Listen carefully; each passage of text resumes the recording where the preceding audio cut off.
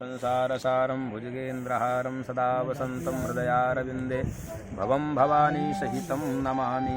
श्रीचन्द्रदेवं शिवमद्वितीयं भसमावलिप्तं शशिशुभ्रवर्णं पद्मासनस्थं सुखदं यतीन्द्रं वाकायचित्तैः सत्वं भजेऽहम्। प्रभंजन वाणी के नाम से हमारा यूट्यूब ब्लॉग है।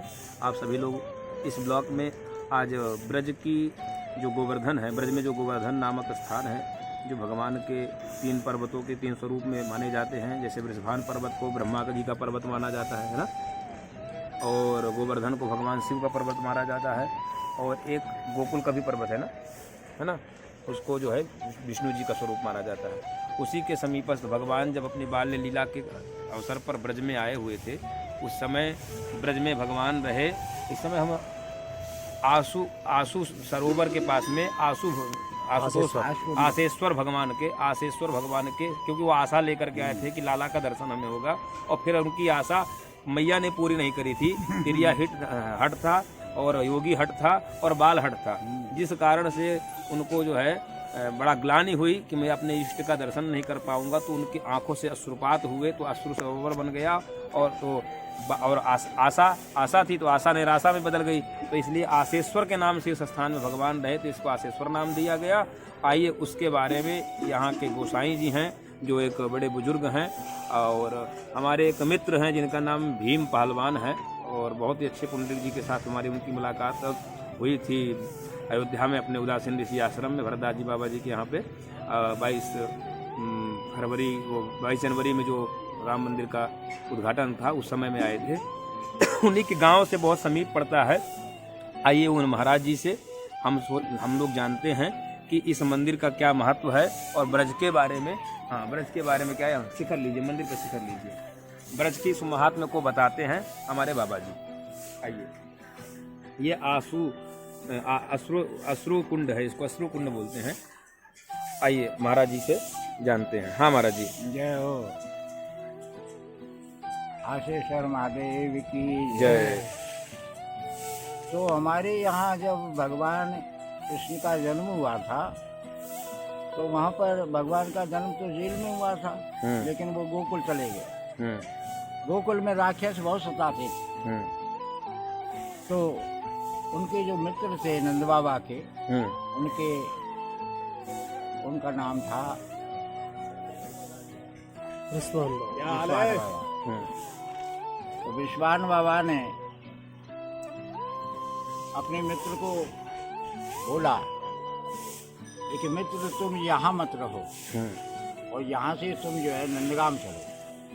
नंदगाम में सांडिल ऋषि का श्राप लगा हुआ है, वहाँ कोई राक्षस नहीं आ सकता। वहाँ अगर कोई राक्षस आएगा तो वहाँ पाषाण पत्थर बन जाएगा। तो नंद बाबा यहाँ आकर के इस पर्वत के ऊपर रहने लगे। तो जब लाला थोड़ा बड़े हो गए, तो उनका उत्सव मनाया गया नंदगाम में। उत्सव में सभी देवताओं को निमंत्रित किया, सभी देवता आए। उनमें भोले बाबा भी आए कैलाश पर्वत से। भोले बाबा भगवान कृष्ण के इष्ट हैं, और भगवान कृष्ण के इष्ट भोले बाबा हैं। वो मैया यशोदा के यहाँ दर्शन की इच्छा, बाबा दर्शन के लिए मैया यशोदा के घर आए। तो नंद भवन में जो है मैया यशोदा से मिले।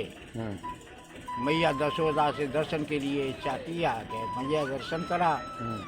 तो मैया यशोदा ने कहा, ये स्वयं मेरे को डर लग रहा है, मैं 85 साल की हो गई, ऐसा बाबा मैंने कभी नहीं देखा।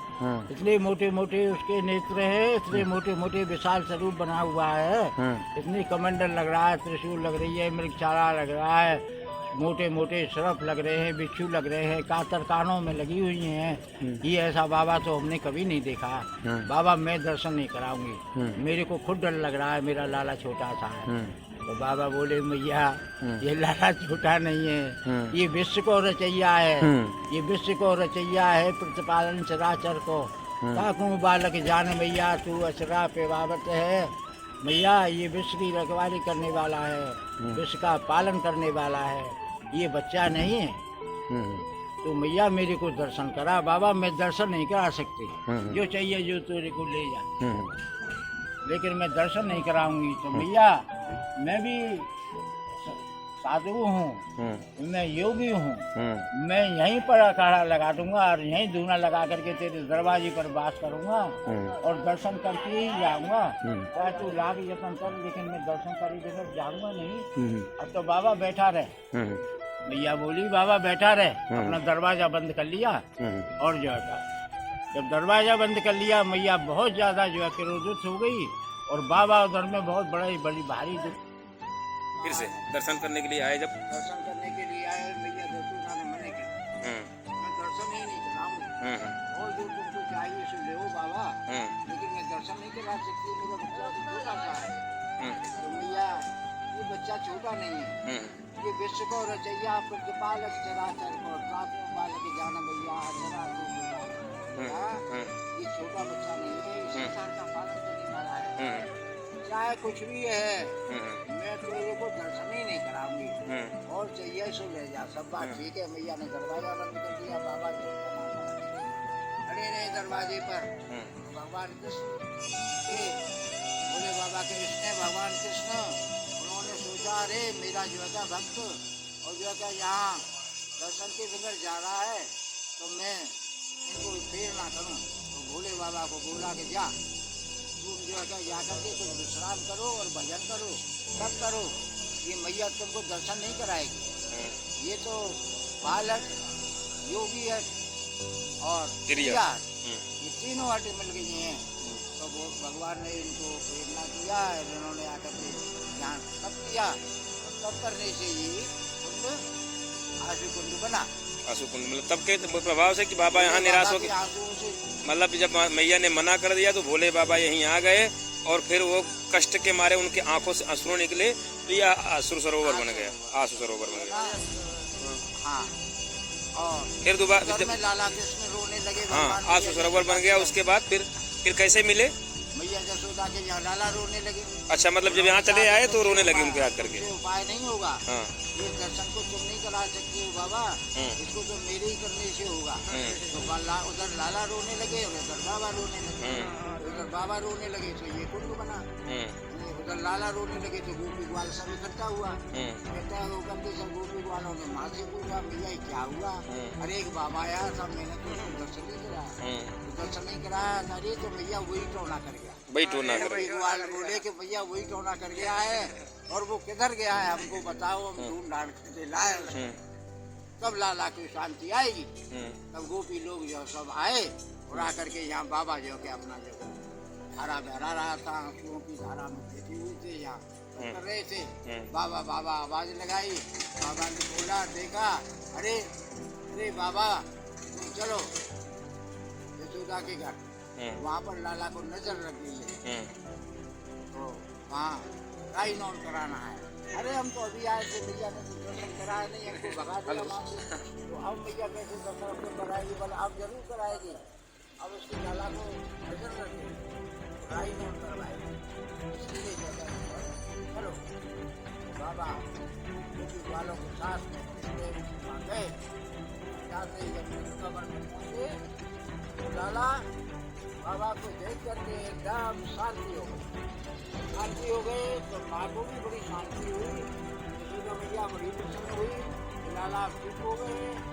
यशोदा मैया ने तुरंत मतलब बोल दिया कि बाबा को अंदर भेजो। तो बाबा जब अंदर गए तो लाला हंसने लगे। तो लाला हंसने लगे। यशोदा मैया लाला को गोदी में लेकर के खड़ी थी। बाबा उनके जो के चरणों में बैठ गए मैया को में, और लाला के चरणों को अपने सिर पर रख और झोली में से मूर्खम लगा दिया उनको, लाला को। तो लाला बड़ी प्रसन्नता से हंसने लगे और मैया भी हंसने लगी, ग्वाल बाल भी हंसने लगे। तो मैया यशोदा बोली अरे बाबा तू तो लाला का खिलौना है, तेरे को अब यहीं पर रहना है, अब कहीं नहीं जाना है, तुमको यहीं बसना है। अरे मैया मैं तो तेरे यहाँ रहता हूँ, इस जगह रहता हूँ, मथुरा में भूतेश्वर नाम से रहता हूँ, वृंदावन में गोपेश्वर नाम से रहता हूँ, गोवर्धन में चक्रेश्वर नाम से रहता हूँ, और कामा में कामेश्वर नाम से रहता हूँ। अब तू बता मैया मेरा नाम क्या रखेगी? मेरा नाम रखूंगी बाबा नंदेश्वर, नंद बाबा, नंदगांव, नंदेश्वर। तो बाबा तुम यहाँ रहो। और चौड़ी पर बाबा को स्थान दे दिया मैया ने। बाबा बोले मैया मेरा भी कुछ इंतजाम सोचो। बाबा तेरे को क्या चाहिए बताओ। मैया मेरे को तो जब भगवान सवेरे 4 बजे स्नान करते हैं वो तो जरूर चाहिए मेरे को। और दोपहर में जब राजभोग भोजन करते हैं तो मेरे को प्रसाद चाहिए मैया। और मुझे मैया कुछ नहीं चाहिए। जब तेरे लाला को नजर लगे, जब तुझे मेरी जरूरत पड़े तो मैं इस नाली में वास करता हूँ। इस नाली के अंदर जब तेरे को आवाज आए तो फटा बांस लेकर के खुटखुटा देना, आवाज लगाना और मैं तुरंत बाहर निकल जाऊंगा। बोलो आशेश्वर बाबा की जय। आप प्रभंजन मुनि ब्लॉक में आशेश्वर महादेव का महत्व सुना, जो गोवर्धन के पास में पड़ता है। जाओ गांव और नंदगांव के बॉर्डर में ही स्थान है। हालांकि नंदगांव के ही परिक्षेत्र में आता है, सीमा नंदगांव की ही लगती है। तो अभी तक आप लोगों ने यह दिव्य श्रवण किया या बुजुर्ग महात्मा के माध्यम से, क्योंकि ऐसा लगता है कि वैष्णव संप्रदाय से है। तो यह हम सभी लोगों के लिए ऐसी ही नित्य नई जानकारियाँ आप सभी प्राप्त करते रहेंगे। प्रभंजन मुनि ब्लॉग में जो भी वीडियो को देखें अधिक से अधिक शेयर करें, अपने विचारों को व्यक्त करने के लिए कमेंट करें, वीडियो को लाइक करें और अपने सुझाव भी प्रेषित करें। ऐसे ही नई नई जानकारियाँ आप सबको उपलब्ध रहेगी। और कामेश्वर में कामवन में कामेश्वर के नाम से, मथुरा में भूतेश्वर के नाम से, वृंदावन में गोपेश्वर के नाम से, और इस प्रकार से इस स्थान पर महादेव आशा लेकर के आए थे तो आशेश्वर महादेव के नाम से। इस प्रकार से बाबा की स्थापना नंदगांव में नंदेश्वर नाम से हुई। भगवान एक नाना रूप धरा कोला विचरंती मही दले। अब अपने भक्तों के भावों को स्वीकृत करने के लिए भगवान कई प्रकार के रूप धारण कर लेते हैं। इस प्रकार से सर्वे भूत सुखिना सर्वे संतु निरामया सर्वे भद्राणि पश्यन्तु मा कश्चित् भाग भवेत्। आप सभी सुखी रहें और ऐसी नई जानकारी आपको प्राप्त होती रहेगी। बोले वृंदावन बिहारी लाल की जय, आशेश्वर महादेव की जय, नंदेश्वर महादेव की जय, पार्वती पतये हर हर महादेव। धन्यवाद बाबा, आपको कोटि कोटि। 1 मिनट।